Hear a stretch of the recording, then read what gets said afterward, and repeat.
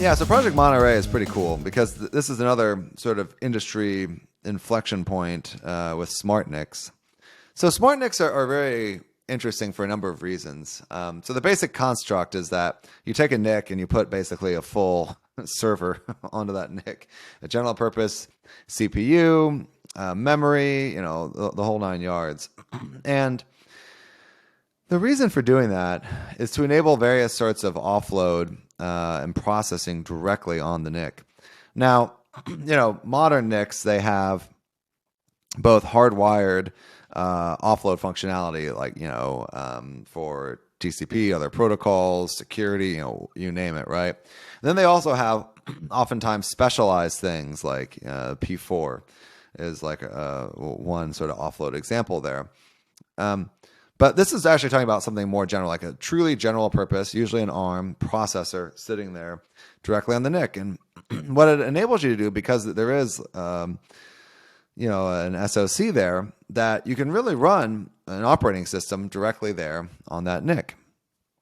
And I think the reasons for this are pretty interesting. So let's take a step back just really quick. Now, oftentimes you see these things happen, and that they don't last. Like we had talked about NIC optimizations many years ago with things like the TCP/IP offload engines and all this sort of stuff. That was kind of a thing for a while. Every time Moore's law starts to slow a little bit, people start talking about doing more with hardware and more sort of moving stuff away from the CPU. And yet here we are again.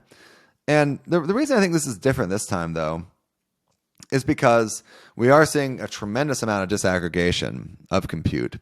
Not that Intel can't get back on the Moore's law train, but that some of these things are fundamental architecture inflection points, and that because of that, these new technologies are probably here to stay. And I do think SmartNIC is going to be one of them, even though we are very, very early.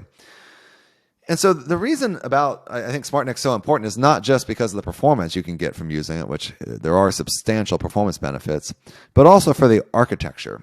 Specifically, we're able to run, with Project Monterey, 2 copies of ESX, one on the x86 side main board and one on the ARM SmartNIC.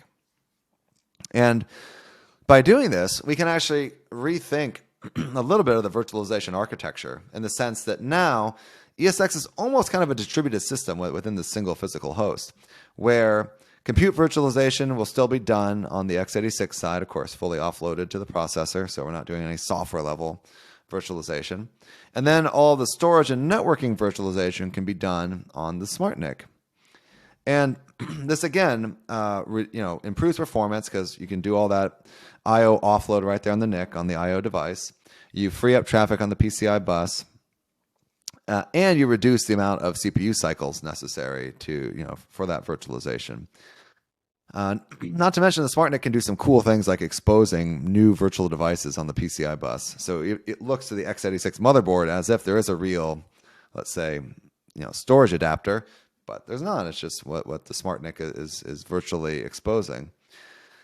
So this basically enables us to have a few things. Much greater performance, as we talked about. We can hit line rate on 100G, 200G connections without saturating the CPUs.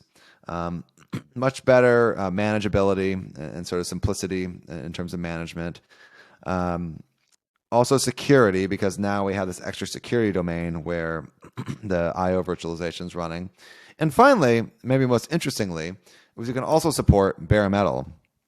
So you can actually have bare metal Linux or Windows running on the x86 side while you're still using ESX on the SmartNIC side to do the I/O virtualization. So this is a really, really cool thing. And we think will open up opportunities for additional workloads that people say, hey, they're super performance sensitive or have super specific hardware requirements or whatever it is, but you can still get some of the benefits of manageability that you expect from virtual machines.